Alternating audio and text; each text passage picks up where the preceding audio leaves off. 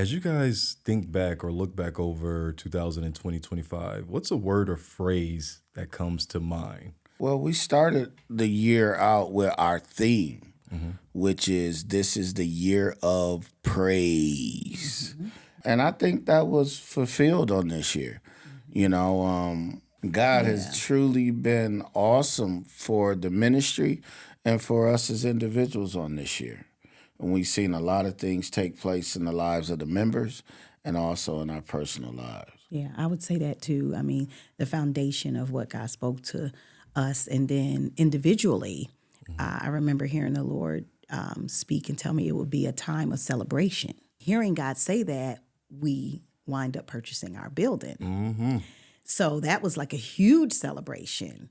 And right after that, my son proposed to his fiance. And that was another celebration. Yeah. And then after that, we celebrated 31 years of marriage. Oh, wow. Yeah. So all of that took place just in a matter of a couple of months. And we And got the chance to go out of the country, travel out of the country Right. for the first time. right. Yeah. Yeah. Yo, Eagles won the Super Bowl. I'm surprised you ain't throw that in there. Okay, yeah, that started at the beginning of the year.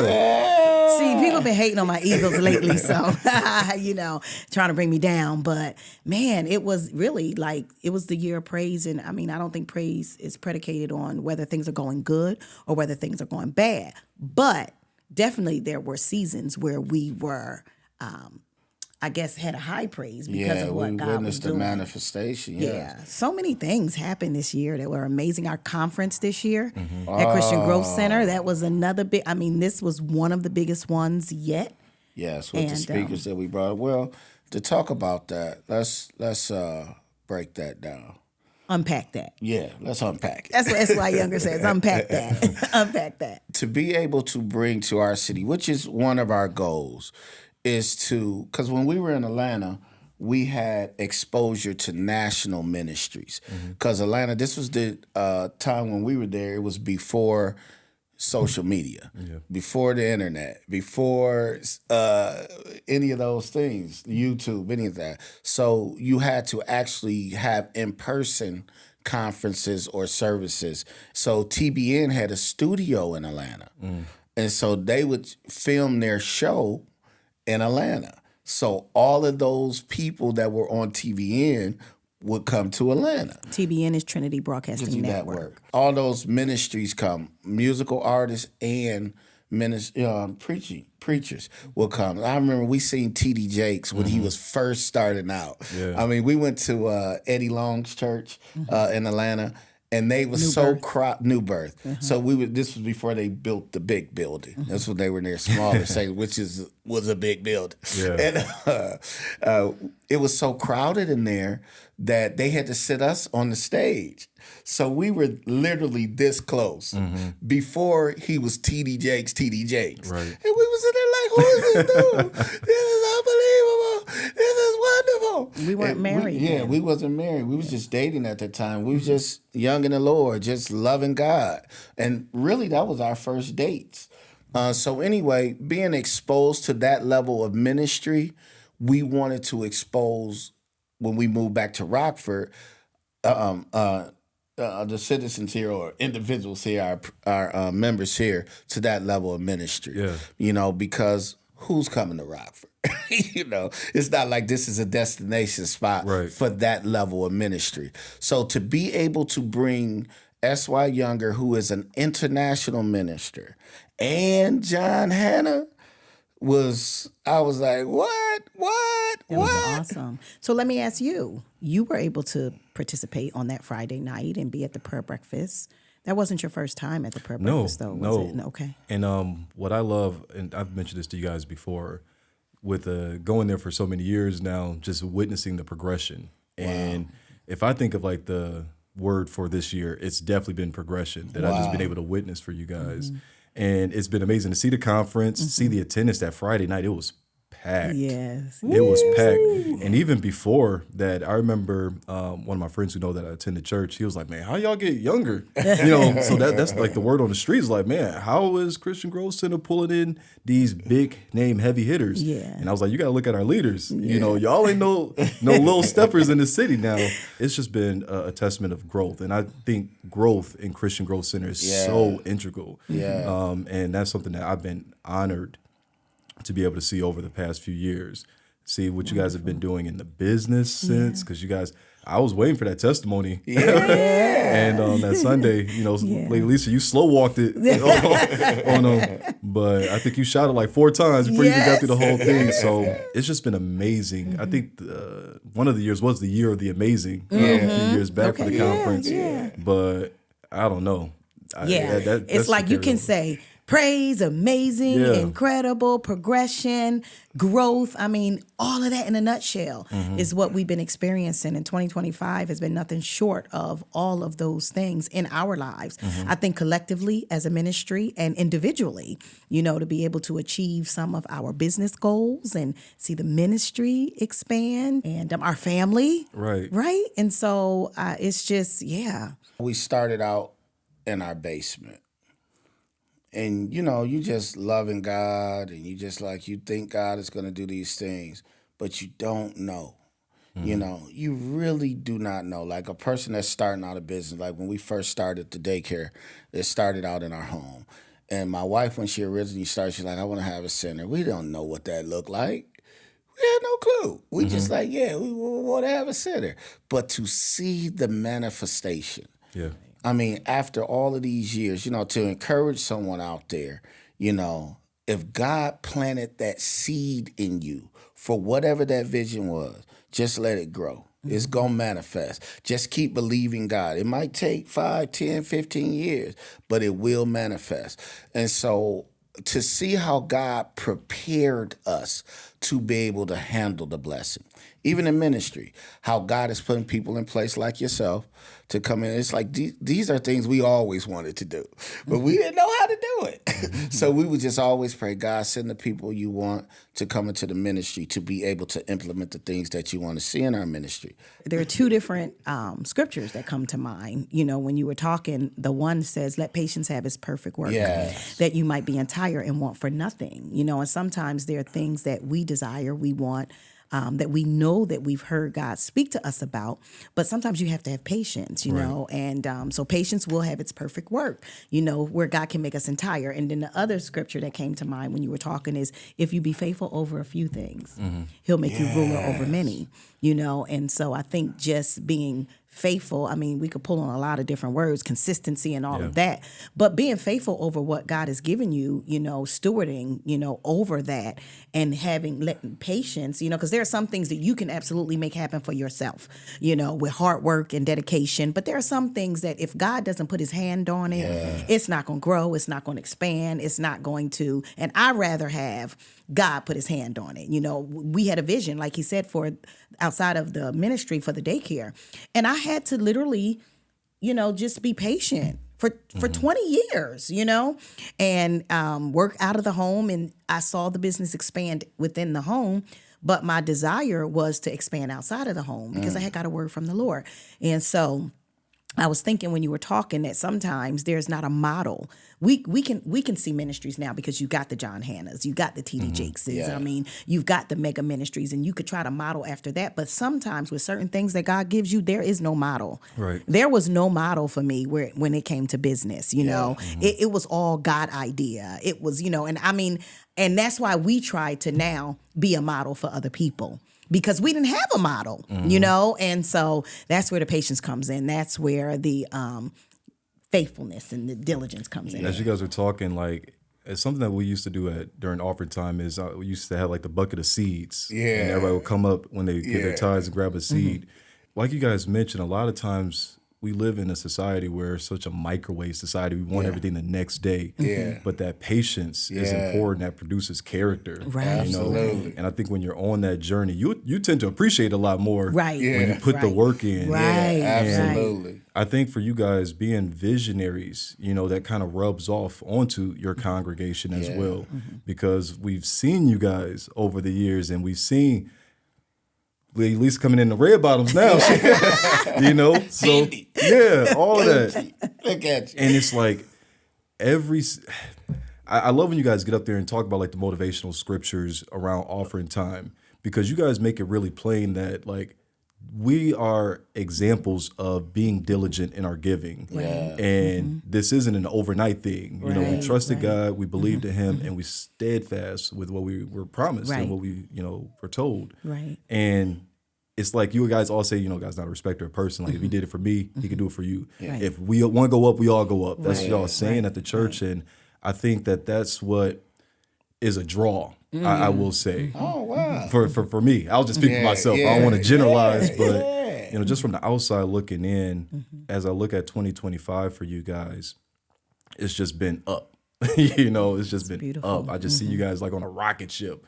And I'm just waiting for the next thing, because y'all, all the new people with cars at the church that you was talking about. People getting high. And that's that when one go up, we all go up. Student And it's not loans. like you got together and was like, I'm going to get a car, you get a car. But it's just that God just collectively, Right. you know, and I remember the Lord saying that. I remember him saying that he wasn't just going to bless individuals. He said there was going to be a corporate anointing of blessings and overflow, like mass, you know, like, so to speak, mass deliverances or mass releases of blessings. And so, but that's just how God works. And I think when you align yourself, you know, with a vision, or, you know, you can expect for it to happen. Yeah, one of the things that I've tried to do growing up in church, you know, my whole life, I was like, hey, is this real? You know, I was like, God, if this is fake, you know, I could be doing something else. You know, it's a whole lot of stuff I could do out here, you know, with my time, then devote it to this. You know, that's something you can't see. So when I read the scriptures, I see what he's done for others. And I say, God, is this real? I said, the only way that I know it's real is not by the stories that I read, but what happens in my life and what happens in the lives of others that around me. So when members come to our church, I'm praying. I'm saying, God, you got me saying this. I got to see this manifest in someone's life, you know, because I don't want to pretend. This is not a show or game to me. Like, either God's word is true or it's not. If it's not true, let's do something else. Let's just go out here and just live our best lives the best we can and just do what we want to do. But I actually have seen God's word manifest in my life. So it's real. So if it manifests for me, it has to manifest for others. That's the only way this thing can work for us. And one of the things that I've noticed when you talk about progressing or the increase is that God is sending a lot of young people, young professionals into the ministry, which blows my mind, because it's really a challenge in this day and time to, especially in person, to have young people want to be a part of ministry, because you got so many other avenues that you can get fed. You got all types of social media avenues that you can get fed. But to have individuals get up out of their bed and come in person to service is wonderful to me. Like you said, with the prayer conference, with that Friday night, it's like, I always tell people, they think it's a lot of people. And I said, no, it's not a lot of people. I said, you're going to see full. Yeah. And they got a chance to see that. So not everybody understands, no, it's not full yet, but it'll get there. You know, so, but God has been doing amazing things. So what are some of the moments from this year, or just one moment from this year, where you said, like, only God could have done that? Gosh, just one? Hey, we got time. Just one? If you want to give a couple, let's no, go. I'm going to just give one and you give one. Okay. And I will say, I'll have to say the purchasing of our child care center. Wow. I mean, there's a lot of, you know, in the ministry, but that, because the way that we found the building, the way that we moved in the building by faith, the way that we believed for the building, every step of the way, and we're now post almost 5 years, found the building in COVID. Literally, it's like that building dropped out of the sky. Yes. You know, dropped out of the sky, and wanting to purchase the building, not knowing if we had the resources or could afford to purchase the building. And I'll say something about that, because we didn't share a lot of the story. It was the worst time for us to try to purchase the building. It was the time we had saved up all of this money for a down payment. And we was like, yeah, okay. We was trying to get the owners to purchase the building. So we had made a bid or offer on the building, and the owner died. So we sitting up in here just in limbo. Like, what happened? And we had the money. We had everything lined up. And then they just went ghost on us. And so the building went into the hands of his sons. But the owner that passed away had a business partner. So whatever arrangement they had to work out their details. So we just assumed that we were just going to have to lease the building. We had talked to a banker about purchasing the building. He said, why do you want to purchase it? You should get a great lease. Why don't you just be happy to lease? Oh, something stirred up in my spirit. Like, you telling me that I should not own it? I met this guy who was probably close to being a billionaire. Why would you want to buy your building? So in your mind, you got all these people who are supposedly experts telling you to bag off on the dream that God gave you of ownership.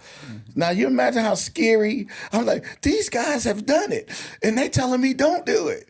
And then I had to realize they done it.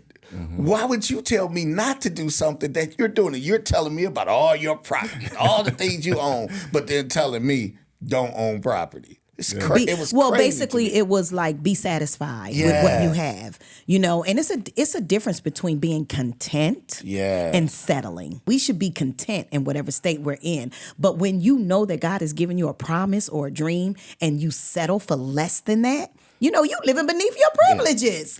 And that's what it was. It was basically them telling us, settle for what you have, because I'm not even sure. Be satisfied, because I'm not even sure you can afford this. I'm not even sure you can get this. And these are just not people that we're doing business with, but people that are giving you kind of advice. And I remember we was at dinner with one of the person they was talking to. My wife said, she looked that guy dead in the face. It said, this business, this is my building.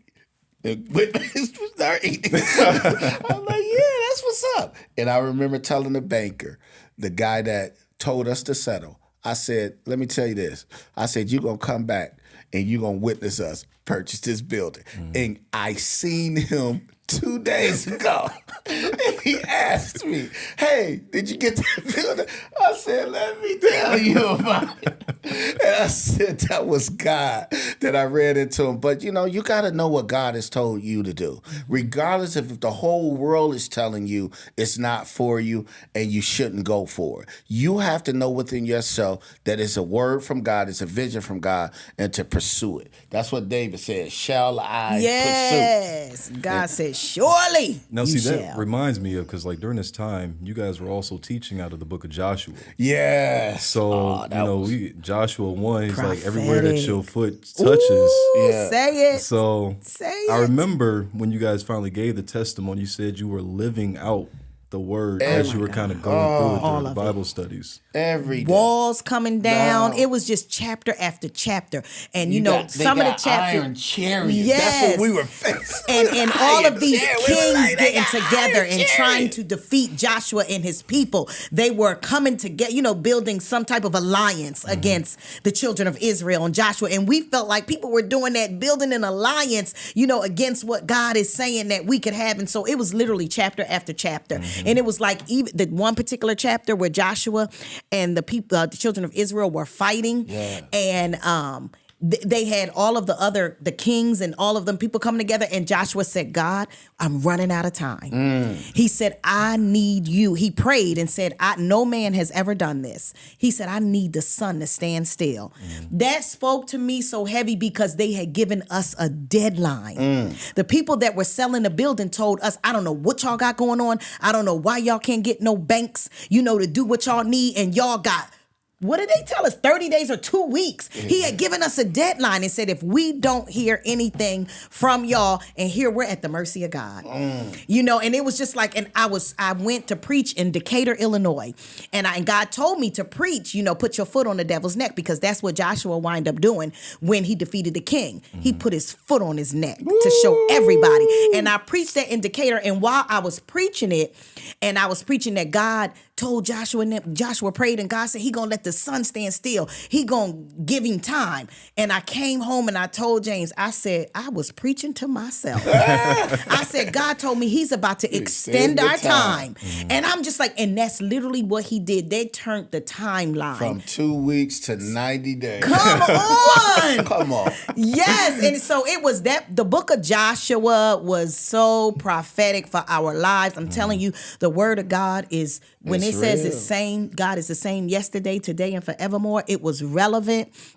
We had to shout, even one time in prayer. We were praying intercessory prayer, and Pastor James got up through intercessory prayer and just start walking around the chairs, telling the walls to come down. And everybody started following him around the chairs. And so we were telling walls to come down. And so sometimes people don't know, the battle that you're in, the spiritual battle. And it was amazing to see the God fulfilled, in our lives through that particular situation. Absolutely. It was nobody but God that did it. Nobody but God. We experienced favor. Then we had people coming to make what we were doing easier. Easier. When he said we didn't even have the money, we really didn't have the money. We didn't have We had the a corporation. Credit was as low as it's been. I don't know how. It was just like, because you do it, they running this and running that. And then we had a corporation call us to come downtown to their office. And so we came downtown, and we thinking we just sitting here to talk and sign some papers. And he said, should I give the check to her or should I give it to you? And we was like, the check, $100,000. And I was like, He said, I'll take that. I wanted to see what it looked like. this was. But God made provision. My dad always say this scriptures, not by power, not by might, but by my spirit. I literally seen when I had a plan, when I had made my plan, I'm saving this money, I'm building my credit up, I'm doing all of these things to put myself in position to purchase this property. All that fell through. And then they called us, their broker called us out of the blue when we were had fell all the way back down to nothing and said, hey, do you guys want to purchase that building again? I was like, what? God, why would he call now? Why wouldn't he? And God said, everything that you need, you have. And I literally seen the banker look us in our face with everything not where it was supposed to be and said, I'm going to make this happen because I trust you. I'll never forget that. I said, you mean to tell me I'm getting accounts, my accountants or the bookkeepers, and none is lined up where that level and amount of money that they would give it to you. And she simply said, none of that matters. I trust you. I'll make it happen. And they made it happen. God is real. Can't nobody tell me God ain't real. And then sometimes we had one guy that was working with a company. He was like, you guys have a great business. He was like, we believe in you. You know what I'm saying? And sometimes you have stuff within you that you don't even know, right? That you have and that other people can see. I mean, we know we have a good business. We know we're visionaries, but as far as... and you don't know. Right. And so sometimes, he'll take other people and he'll use them. But, God these scriptures are just coming to me. How God provided a place for Joshua and the children of Israel. It was already picked out. It was already there. They just had to get there. And that's what it is like for our lives. God has already picked out like the place for us to rest in, our deliverance, our breakthrough, our manifestation, the fulfillment of his promises. We just got to get there. And one of the things that he told Joshua before they went in to Canaan. He said, be strong and be courageous, for the Lord your God is with you. And if you know that God is with you, and I feel like that's what he was telling us the whole time, because we wanted to back out. Oh, we wanted to back quit out so many times. But it's like, be strong and be courageous. He's not going to tell you to be strong and be courageous if there's no opposition. If there's nothing that's not going to come up against you to make you feel like it can weaken you or weaken your power. And so, I mean, I think just like he spoke to Joshua, he spoke to us, you know, and we saw the manifestation. One of the interesting things is like you guys, your lives are just so intertwined. You guys do ministry together, y'all do business together, husband and wife, like everything is combined. So I would feel that makes those challenges that you go through in ministry or in business that much amplified because y'all both are going through it. Right. So one of the questions that I have is like, in those troubling times, how do you guys show up for each other and stay strong during that time of waiting as you're going from point A to point B, as you're entering your Jericho? Wow. One of the things I'll say is we got different strengths. Yeah. And different weaknesses. So, like the Bible says, when I'm weak, then I'm strong. There's areas when Lisa's faith might be wavering, then I'm strong. I'm like, no, it's going to happen. And then there's times where my faith is wavering, and she, no, it's going to happen. I remember they had needed some paperwork. They had asked us for some more paperwork. And I had just been giving these guys, I'm going back, redoing everything and different things. And I was just at my wit's end. I was like, I'm tired. And they called, she said, so, she called me, she said, so what are you going to do? I had given up completely. I was like, I'm not doing nothing, I'm done. She said, so what you going to do? And I said, let me just rest. So I went and worked out, and then God started giving me answers. But just her having confidence that she believed that God was going to give me something to do was all I needed to keep going. Because I had gave up. And she just said no. And I could see in her voice that she believed that it was something I was going to be able to do. So I could not quit because my wife was dependent on me to come up with something. So I was praying to God. I was like, God, she's dependent on me. You got to give me something. And God gave me exactly what to do. And I called the guy and said, hey, A, B, C, D. And he was like, yeah, thank you. And it happened. And then she came back and told me, she said, I knew God was going to give you something. You know, so we depend on each other at different points for our strengths. There's areas where she's way stronger. There's areas where I'm stronger. There's times where either one of us might be weak, but the other has to be strong. And I love that dynamic because neither one of us takes credit for it. We both say we did this together. That collaboration, you know, and a teamwork. And that's a whole separate conversation about having the right partner who can identify those strengths and weaknesses and know when there's a need for one person to move forward and another person to back up a little bit. I think the biggest thing with us and our relationship, we respect each other's spirituality. Well, she was serving God when I met her, I was too. So our spirituality or our relationship with God wasn't dependent on each other. It was separate. So when we came together, we had a mutual respect for each other's relationship with God. So if she tells me she heard from God, I don't question it. If I tell her I heard from God, she doesn't question it because we've been together long enough to know that, hey, we both hear from God and we don't compete with each other. Right. We balance each other. Yeah, there you where go. Ministry, I mean, we have a lot of similarities where ministry is concerned, but we balance each other too where business is concerned. You know, so it's some things that I'm just like, I ain't doing that. You know, I don't know how to do it. I'm not doing it. That's not my strength. That's your strength. If I know that it's a strength of his, then I fall back, you know. He know that it's a strength of mine, then he falls back, you know. And so we help to balance each other in those aspects. And I think that's why we can work together because it's like it's certain things that he's responsible for and it's certain things that I'm responsible for. And we just need each other to, you know, handle what we need to handle. Yeah. Speaking of balance, so I was going through the archives on Facebook for a lot of the old videos that you guys have posted, and I saw that you guys used to like co-preach at the same time. Where we still do it. Okay, I was watching. I was like, so Pastor James was talking, then he take a step back, and then Lady Lisa steps up and just picks up, you know, right where he left off. Yeah. So it's kind of like, you know, couples finishing each other's sentences. but there's just always been like a synergy. One of the reasons we started that is that when we were dating, we used to go to all these services, seminars and everything. We went to this marriage seminar, and it was this couple that were doing the marriage ceremony together. We was the Timberlakes, and I was just enamored by that. I was like, how is they? Because I had never ever seen a husband and wife minister together, and I mean, it was so moving and so powerful. So we wasn't ministers yet, but that was always in the back of my head. When we started ministering, we would do series. And so I think the first time we might have did, because we had the radio show, I think the first thing we did together was we did a marriage, we did a marriage, relationship fundamentals. So we started that way. So, and they were like, oh, if we could do that, let's do sermons. And then when COVID came, a lot of people at the church now, we used to do it a lot more when we were on Madison Street.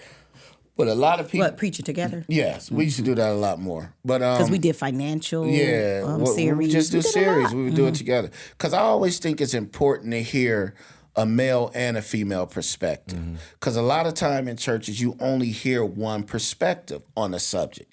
And we see the word through different eyes. You know, it's a different way you view the word through feminine eyes and through masculine eyes, you know? So when I see something that I will point out, if I point out the woman with the issue of blood, her menstrual cycle, I don't understand that.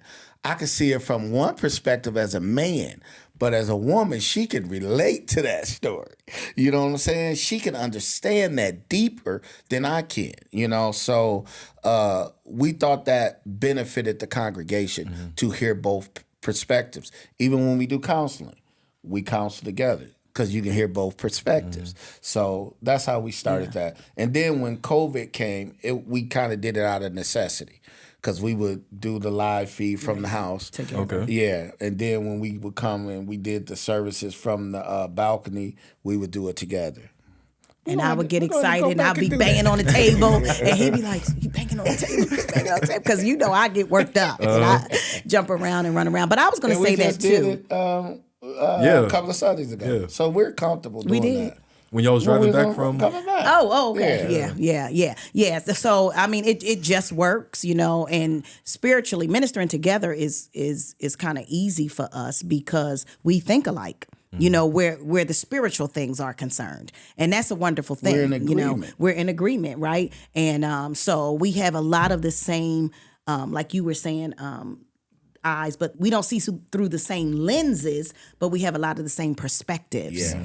You know, where money is concerned, where marriage is concerned, where faith is concerned, and that is a beautiful thing. Yeah. It's a beautiful thing when you don't feel like you have to drag somebody along, you know, and so I think that's what I love. Like, if I'm believing God for something, he's believing God for something. You know, it's not like, oh, I want to get a new house, or I want this house that's, you know, this, and he's like, nah, we gonna have this. You know, we spiritually, we really do have a lot of the same perspectives. So, you know. I remember seeing it started from the bottom. Y'all had matching T-shirts and everything. Yeah, okay.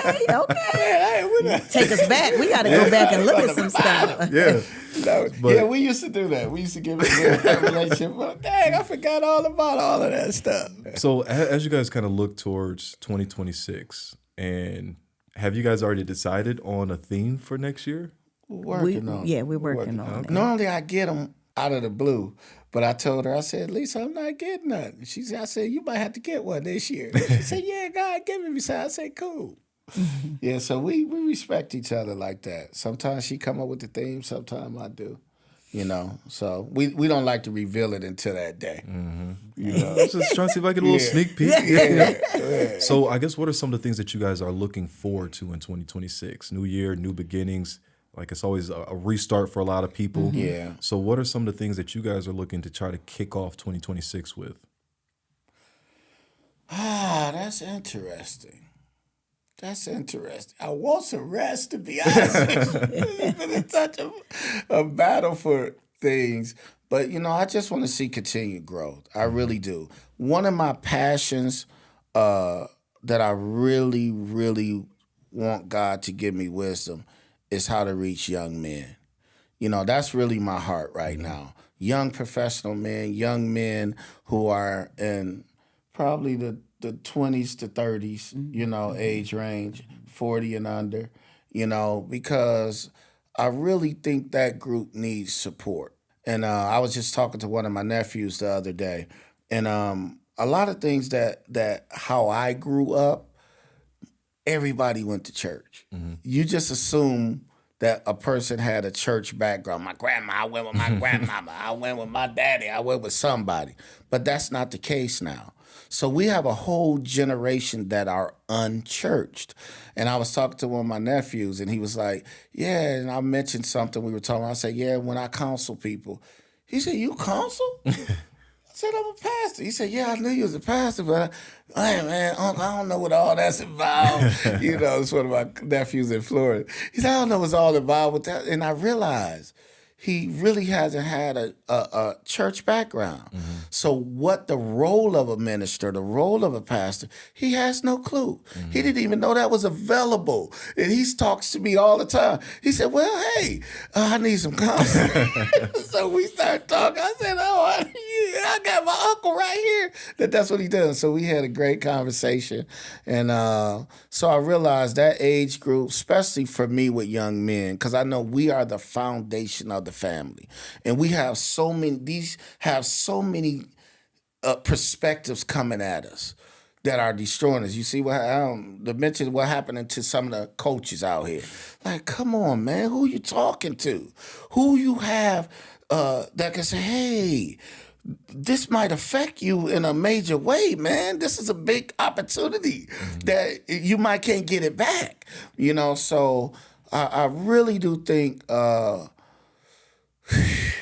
God gonna give me some type of way to do it. Yeah. That's a blessing. That's true.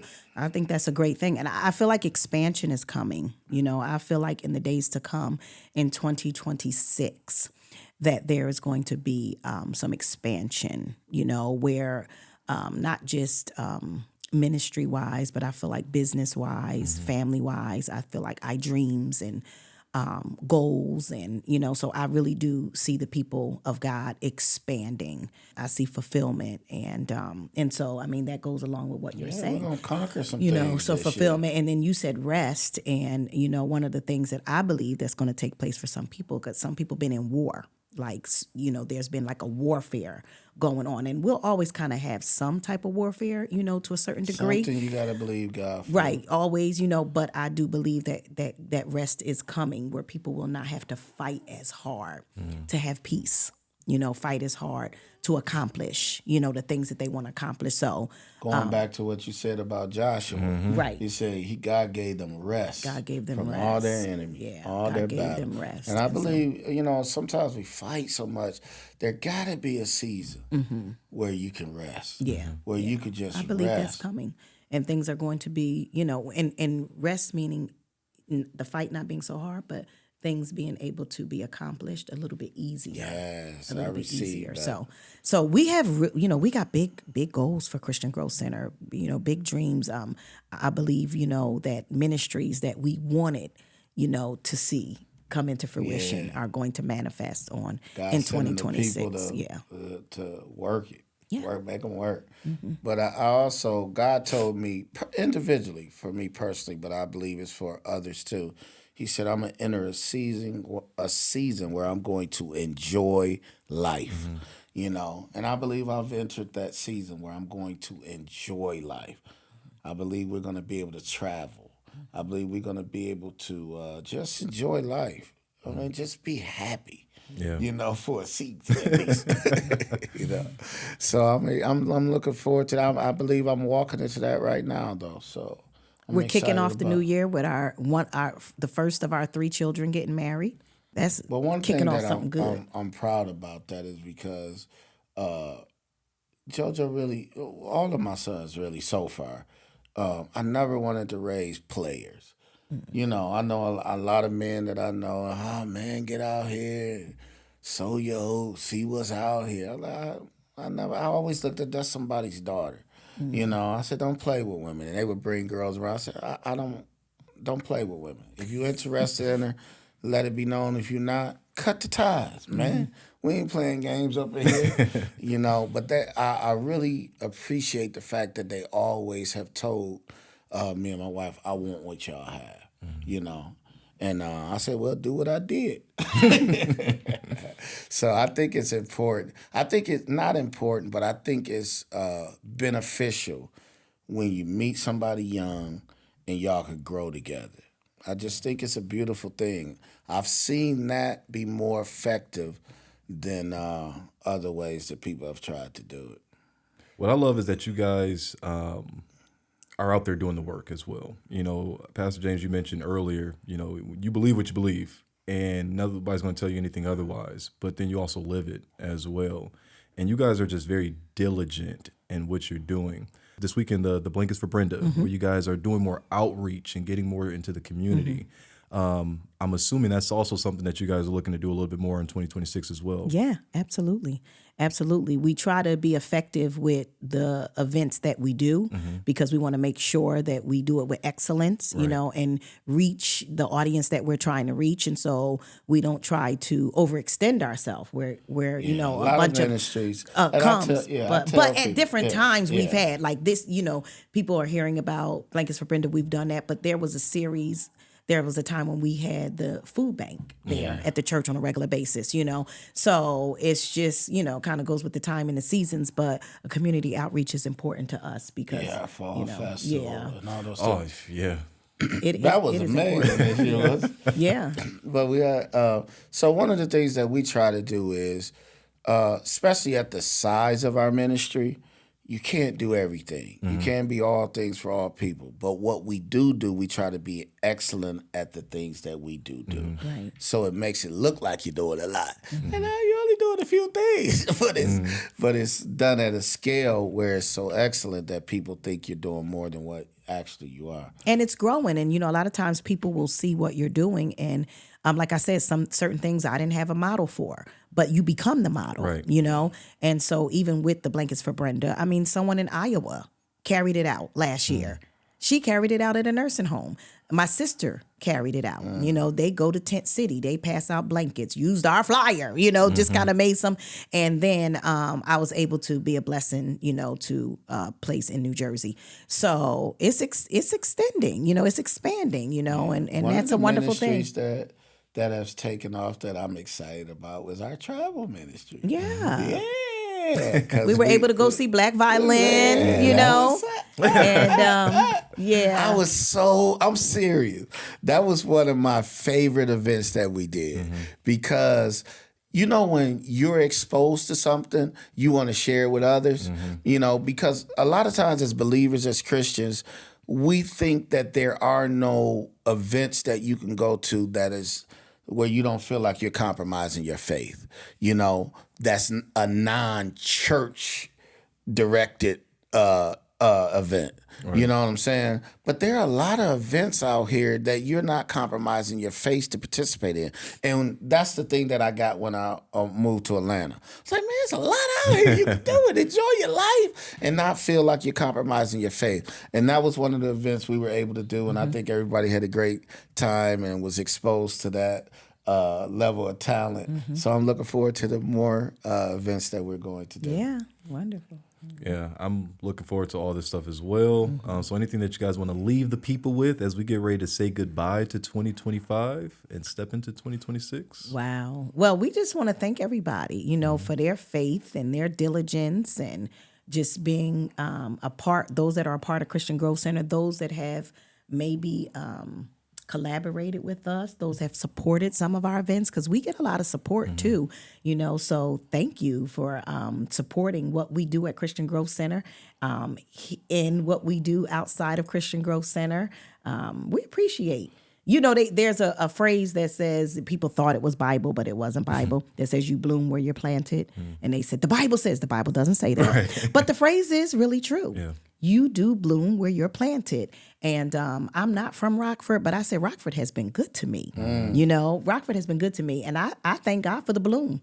I thank God for planting me here and for those that receive me, all over Rockford, Freeport, Northern Illinois. You speak that's what I'll say. You can Yeah, I'm already, my calendar is already, you know, and I'm like, man, people are like, I got to get you early. And I'm like, man, I've enjoyed these last couple. I got up on the pulpit yesterday. I said, man, I ain't been up here in a month, almost a month. That felt good to rest. But anyway, we do appreciate, and I just want the people to know the best is yet to come. Yeah. The best is yet to come for 2026. It's not out yet. It's not. And one thing we can say that we just experienced it. I remember a couple of weeks ago, we said, hey, the year isn't over with. Yeah. And we received a blessing before A blessing the year today. was out. Yeah, at our business. Yeah, that was wonderful. Yeah. But don't give up. That's all I want to say. You know, even going into the new year, it's not over. It's not the end. You know, I know we like to say it's the beginning, but don't give up on your dreams. Don't give up on the vision that God has given you. You know, though the vision tear you, wait on it. Right? Wait on it. It shall manifest. Wait on And it. so I'm a living witness that God's word is true. Like we said before, we heard someone say, you don't get what you want, you get what you believe for. Yeah. So just start believing God for it, and it will manifest. We're in a season where miracles happen. Yeah. And so I believe that there are going to be some miracles that are going to take place for people. There's been hard times for people, without a doubt. The Bible tells us that, you know, that in this world you're going to have trouble. Mm-hmm. It said, but be of good cheer, you know, because God has overcome the world. So stay connected. Stay connected. We pray for those who've lost loved ones during this season because, you know, that's could be a challenge. But God left you here for a reason. Yeah. I like the word that you said, stay connected, connected. Know, to a body of believers. So if you are looking for a church home, please feel free to join us on Sundays at 11 a.m. Yes. 3730 Guilford Road. Absolutely. And then we also have Bible study on Wednesdays at 7 p.m. Prayers with on us. Mondays. Yes. Yeah. So some of you guys at this season, you're like, I need people to pray for me. I want somebody to pray with me. We have intercessory prayer every Monday at 7 o'clock. Every Monday at 7 o'clock, they'll be willing to pray with you. Yeah. Sometimes in our morning service, we can't take all the time that you need for someone to minister you individually, but we can on our Monday night prayer. Pastor James, Lady Lisa, I want to thank you for your time as we wrap this up. Yeah. And looking forward to 2026 with Christian Growth Center. Yeah. Thank you.